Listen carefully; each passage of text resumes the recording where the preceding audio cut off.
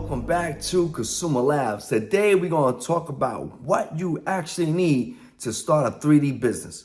What you need. And we're not going to cut the corners and say, oh, you need this, you need that. No, we're going to show you what you need. A lot of people say, oh, you need this 3D print, that 3D print, but they don't talk about everything else.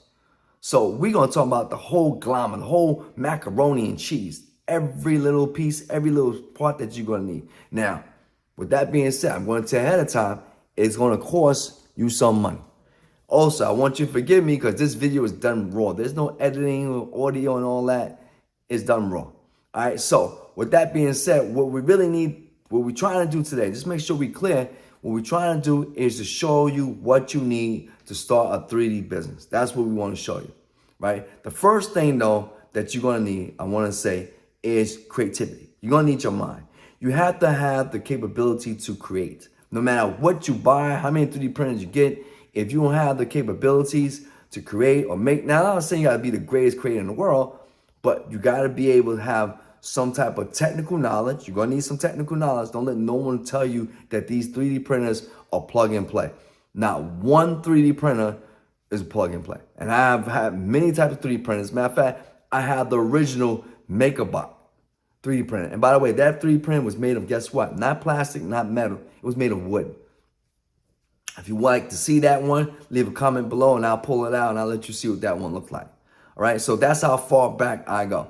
Now, I work with many different types of 3D printers at different cost levels. And I'm telling you now, I don't care what 3D print you get, all of them eventually will have a problem sooner or later. Not saying that they devastating problems, but there's going to be a problem. I'm just telling you the facts. That's just the way it is. So you're definitely going to need some technical skill. Don't let no manufacturer or no one on YouTube come and tell you, oh, this print is, I've been using for 10. Stop. Just cut it out. If you haven't had a problem with your 3D printers, you just haven't been using them enough. That's what it is. That's basically what it comes down to. Because eventually you got to change something out. You got to change a part. You got to do something. It's going to need some work. So with that being said, you need creativity or capability to work with products. You need some type of technical skill, or at least the patience to deal with technical issues and technical problems, right? That's the first, that's like the foundation. That's just the basics of all that. And of course, you're gonna need money. Now, it's gonna cost some money to make this happen. Don't let no one tell you, I can get a $300 3D printer for, and I can tell you those same $300, $400 printers, excuse me, gonna have some problems. That's the way it is. All right, so with that being said, let me show you around, give you an idea. Remember, this video is not to say the be all and end all. There are various types of 3D printers, and this video is just to show you what you would need to start a 3D business, a successful 3D business. That's the whole purpose of this. All right, that's the whole purpose. So, you know what? Let's get started. So the first thing you're gonna need is software. Yes, indeed. This is Fusion 360, and this is a free version, right? Also, you get the full-blown version, which is $382 a year. But I'm gonna tell you now, if you get the free version, it's gonna be limited, especially when it comes to importing and exporting files. So just something to keep in mind. Another possibility is Blender, or even something called mechanical design, which is also free. Blender is free, mechanical design is also free, right? With that being said, there are various types of CAD programs. Now, why do you need these programs to begin with? Because remember, you're gonna be designing your own products, or you're gonna be modifying different things that you get. For example, if you get something from Things Universe, I should say, right?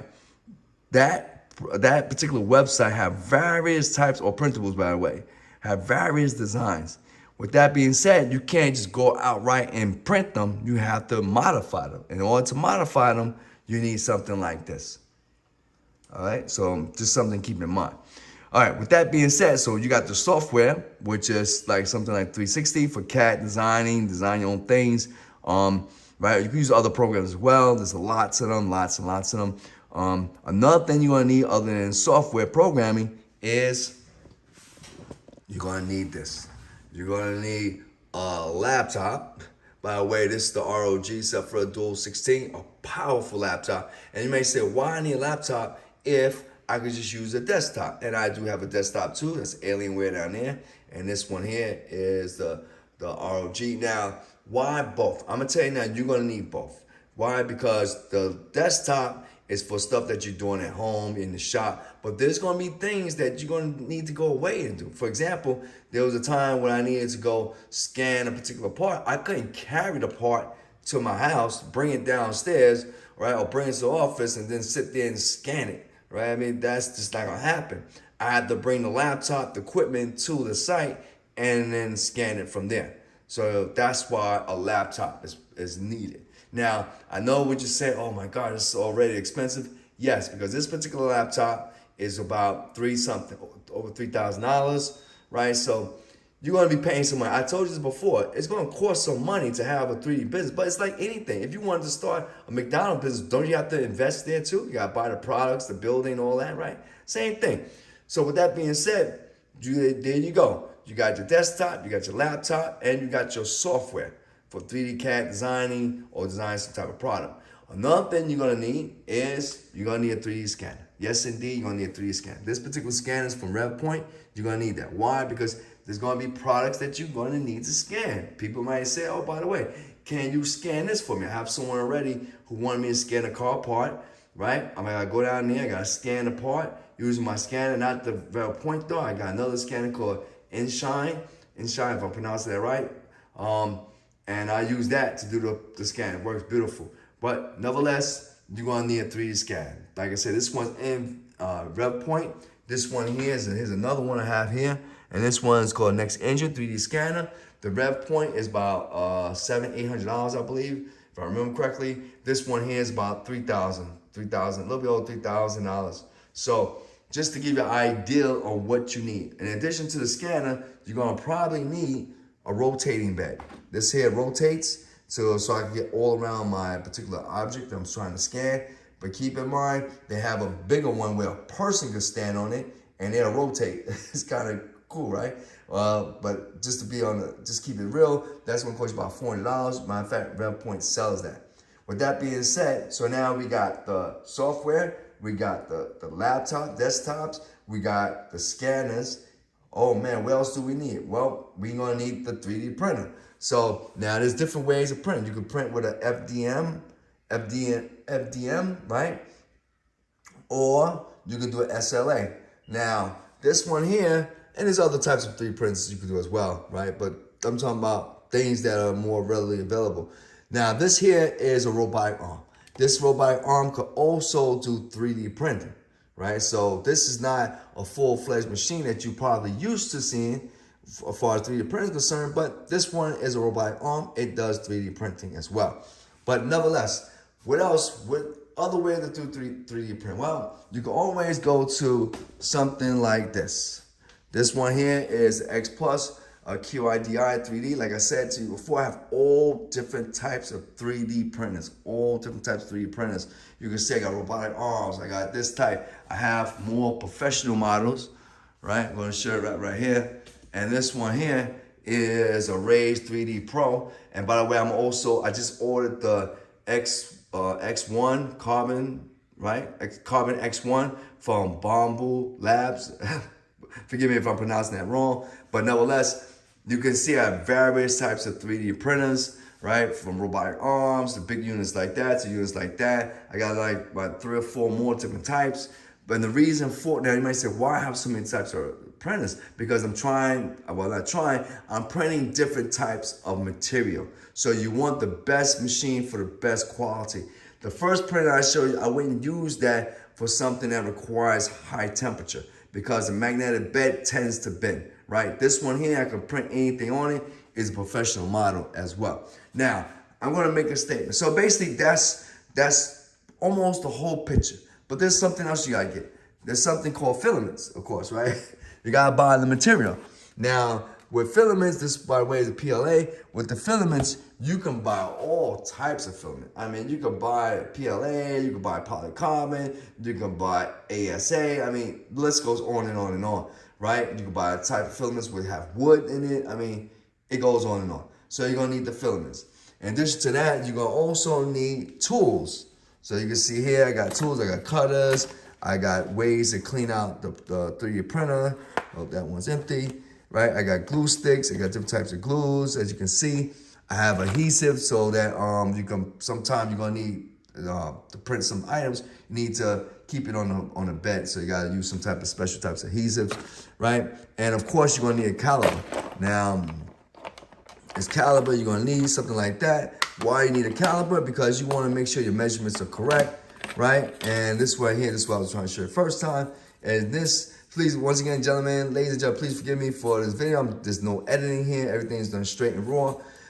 This here, by the way, is used to clean out the nozzle, so you need that. Now, I want to say something real quick, right? So that's basically the whole gist. You got the software, you got the laptop, the desktop, you got the 3D scanner. You might need a rotating bed with that. You got various types of 3D printers at different prices. You got various types of filament. You also use an SLA printer. Also have that type of printer. You can use, and obviously gonna need tools and some types of adhesive. That could run a lot of money. It could run you a lot of money real quick. And if you're gonna do a business, you're gonna need more than one machine. You see, the thing is, I'm showing you the realness about this. I'm showing you what you're really gonna need to make this happen, right? I'm not cutting the corners and say, oh, well, just get this printer, get that printer, get this and that. As you can see, I do not have one of the same type of printer from the same manufacturer. Why don't do that? Because in business, you never depend on one manufacturer to deliver a product, right? You just don't want to do that, because if something happens or they go out of business, then you're stuck. You're stuck with a product that, guess what? You're going to have to find a way around to get it to work. So that's just something to keep in mind. So with that being said, here's one thing I'm going to tell you. And I want to make sure I'm clear with this before I wrap. I'm going to get ready to wrap this up. I know it's pretty long. Here's one thing I keep in mind. Every single 3D printer, and this is something that a lot of YouTube channels should be telling you, every single 3D printer is going to have problems sooner or later. If that person tell you they never had a problem with any other 3D printers, that means they're just not using it that much. That means they're not really using it for business. That means not being used on a daily basis for hours and hours in every single day, in every situation. They're just not doing it. Because the thing is about every 3D printer is that they are not plug and play. Anybody tell you a 3D printer is plug and play, they just lied to you. They just lied. They lied. That's it. They just try to get clicks. That's all it is. Every 3D printer is going to have some problem either sooner or later. And you just got to know how to deal with it. That's why I said one of the first criteria is that you have to either be you have to have some type of technicality and, you know, being able to think from a logical point, or just the basic willingness and the patience to deal with these situations. You don't have to have a college degree in electronics, nothing like that. But you should have some patience to deal with the problems that will occur, right? You're gonna have to do that. Another thing that you could do is before you buy a 3D printer, make sure that some things are easy accessible. What do I mean by that? Well, I'm gonna tell you something that a lot of people don't tell you with 3D printer. Like this one here, this is the Raise Pro 2. This one cost me, like I said, about over $3,000. But is it the best type of printer to deal with? The Pro 2 is not. I said, I'm gonna be honest with you, it's not. I'm not gonna say, oh yeah, well, it is. No, it's not. The Pro 3 is, because why? The Pro 3 does something that this Pro 2 don't do. This here, yeah, the base, this slides out no problem. But the thing is that when it comes to changing the print heads here, the print heads, by the way, there's different types of print heads. By the way, if you want me to go more into details on 3D printers, you can always leave a comment below. But the thing is that this have a dual print head. And if you want to change the print heads here, it's not just a simple unlock and pull out and call it a day. It's just not that simple. It's a little process involved, right? You don't want that. The newer printers, a lot of the newer printers, right? Or I should say not a lot, but most new printers are coming where the print heads are more accessible and easy to change. You have to get it that way. If you don't get it that way, I can tell you now, it's not hard, it's not difficult, it's not impossible, but you gotta know how to manage that, right? That's what I'm trying to say. So the new Pro 3s, the Raise 3D Pro 3 is much more simpler, because you could it's just little like a click, like a switch, bring it down and move it and put another one in there. And that's all there is to it, right? But like I said, the last thing I want to say is keep in mind, no matter what 3D print you get, you're going to have some problems. If you're running a business, remember, this whole thing is about running a business. If you're running a business, any type of business you're running, any type of time you're dealing with machines or anything mechanical, it's going to have a problem sooner or later. You gotta be willingness, the patience to deal with them problems as they come along. That is also part of the business. It's part of running a 3D business, is being able to deal with these technical issues that come up with and knowing who to call, making sure that business have support. By the way, that's another point thing. You don't have good customer support, you're gonna have a lot of problems. Don't just go buy a printer name Sha Sha Sha or right? And then you try to call them, you can't get in contact with them, or that particular part they don't sell it no more, or that company went out of business, because now you got a lot of problems. You just spent all this money and you can't get nothing, no service to fix it. This is why I get multiple different types of 3D printers. I don't have just one, I have many types. So if something do go wrong, I can always go to another one to keep things running. That's why I just said today, I ordered some of you might know, the Bamboo, the X Carbon X1. I will be doing a review about that when I get it. I should be getting it sometime tomorrow.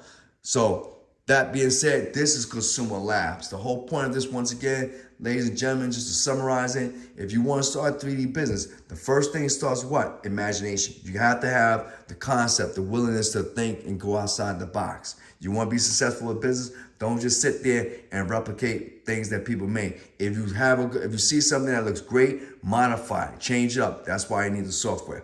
Outside of the software, you're gonna need a desktop or you're gonna need a nice little laptop. You need both, to be honest with you. Because you're gonna go to different locations, scan some new ideals, you're gonna need a laptop to take you to those other locations to scan the ideals, right? You're gonna need a 3D scanner.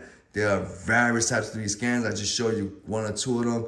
Just to give you an idea, their price point is varying. I'm gonna tell you now, if you want me to do more in depth about different types of price points with 3D scanners, as you can see, I have one in hundreds and I got one in the thousands. Which one is better? It all depends on the software. I'm telling you right now, this is another thing people don't tell you, is that a lot of 3D scanners depends on software. Matter of fact, even the 3D printers. Software is so important. I'm telling you, it's very important. It's extremely important.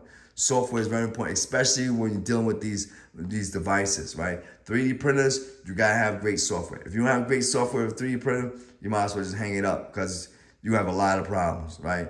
So, right, you need that. You need 3D scanners. We're talking about that. We're talking about the rotating platform, so you get all the angles with 3D scanners. We're talking about the filaments. You need various types of filaments. Depends on, now that is where it depends on what you're gonna produce. Are you gonna make it just a model that you're gonna sell? Well, depends. Get PLA for prototyping. You can use PLA, anything that's not gonna make it weather, right? Because the regular PLA, by the way, just keep in mind about this material, is that it will, if you put it in water, put it in sunlight, I'm talking about the regular PLA, put it in water, it's definitely gonna start shrinking on you. So just let you know that right now, because it's supposed to be more of a environmental friendly type of plastic, right? All right, so with that being said, you can use 3D carbon fiber, all types of materials, filaments.